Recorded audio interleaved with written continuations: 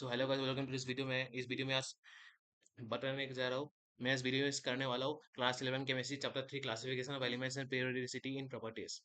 सो physics का मैंने already करा चुका हूँ पूरा। चैप्टर 1 से लेकर चैप्टर 14 तक पूरा सिलेबस खत्म करा चुका हूँ फिजिक्स का मैं। मैं फिजिक्स का ऑलरेडी करा चुका हूँ। फिजिक्स को अच्छे से आप रिविजन दे के देना। फिजिक्स में जो करा है मैंने, चैप्टर 1 से लेकर स्टार्ट करो, बेसिक से लेकर स्टार्ट करके फिर एडवांस में जाओ, न्यूमेरिकल्स। जो जो करा है फिजिक्स में आपको याद है ना। अभी वर्कशीट भी दिया है मैंने।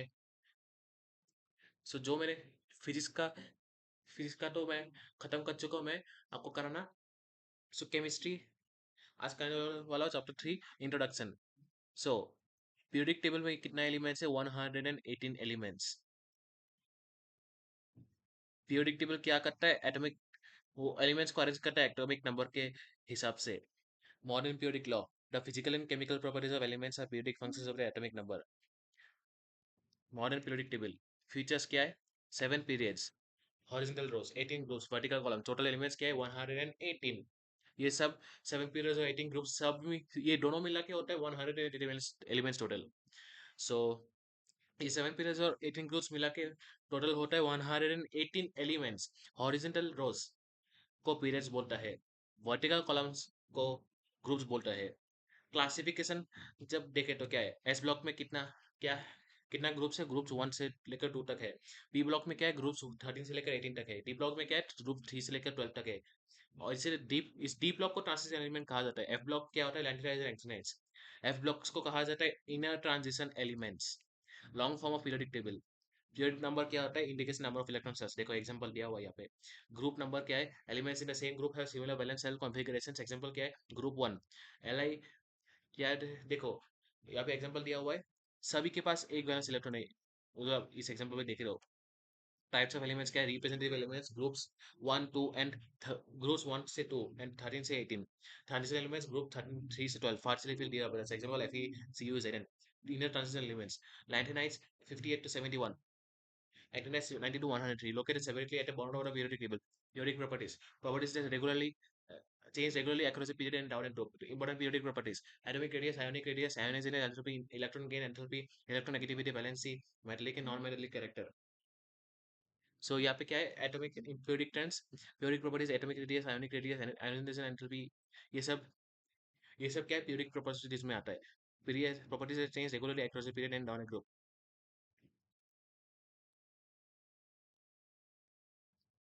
देखो पीरियड के अक्रॉस एंड ग्रुप के नीचे क्या होता है? ये चेंज होता है।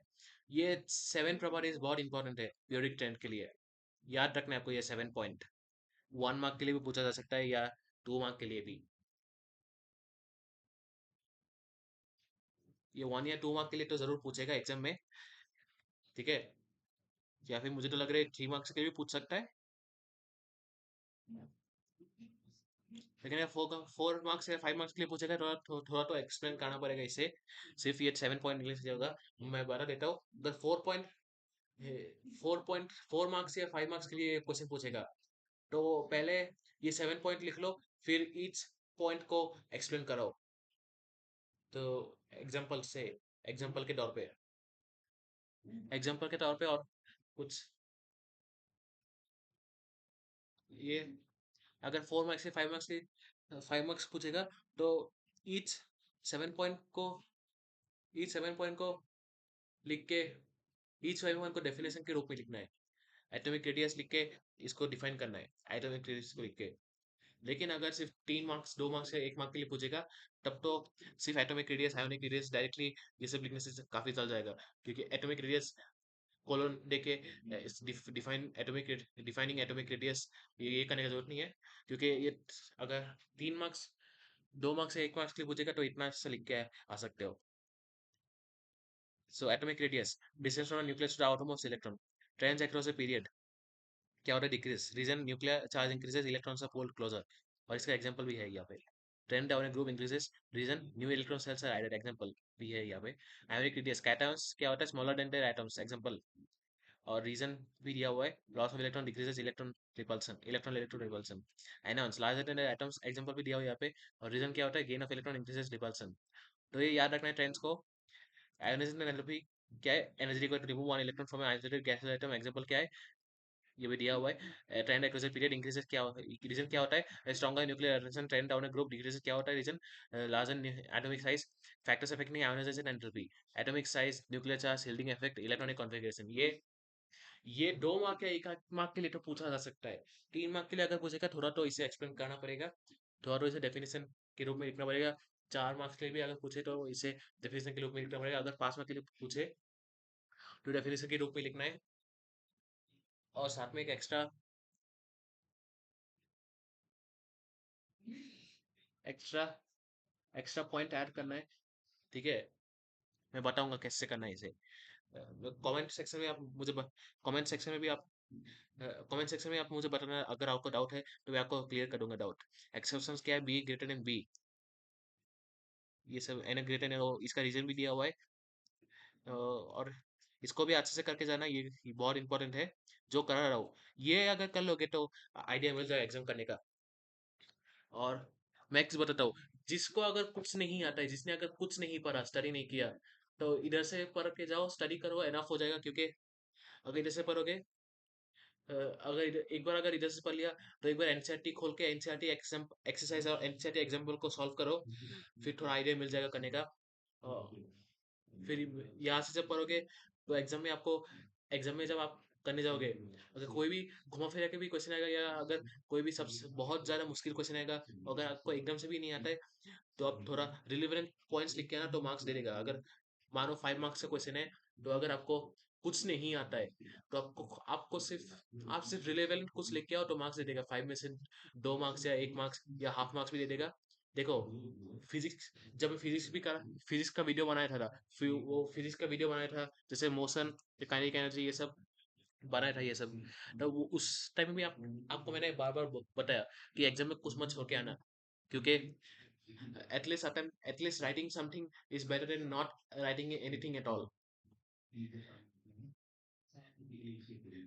ठीक है, ये सिंपल सा सेंस है, ये लॉजिक है, ये सिंपल सा एक कॉमन सेंस है।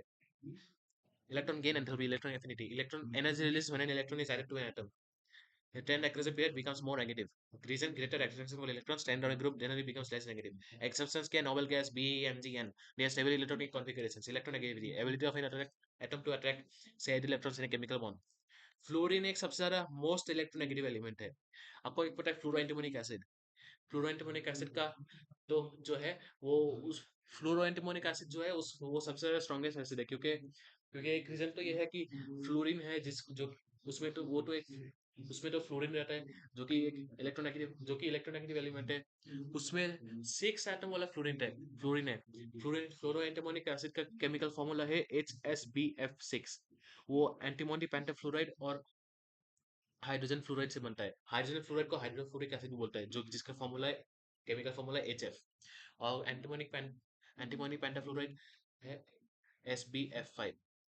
तो ये दोनों मिक्स करके बनता है HSBF6। Trend across a period increases, reason increasing nuclear charge, trend down a group decreases, reason increasing atomic size, most electronegative element fluorine। मैंने बताया था ना आपको, फ्लोरीन है इलेक्ट्रोनेगेटिव एलिमेंट मोस्ट। सो 11,